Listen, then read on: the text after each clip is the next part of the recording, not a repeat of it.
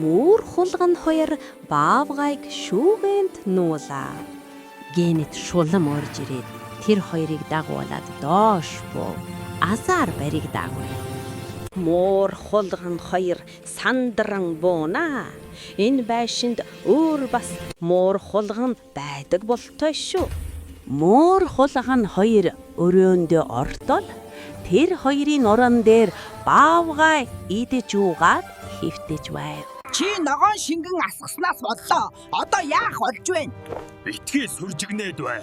Атгар минь. Эмгийн шулам сайн чийлрээл хэвтэж байхад дээр нөгөө хоёр муудалцаад төжигнэсээр.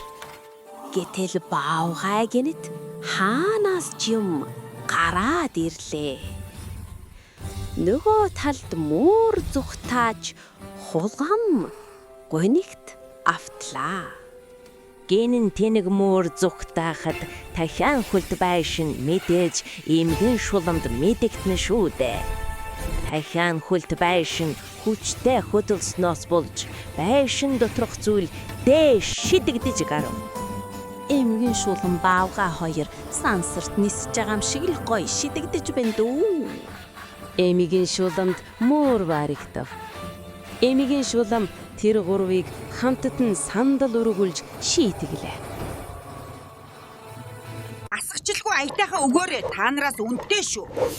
Энэ амттай байхдаа тийм ээ, идэж үзэгсэн.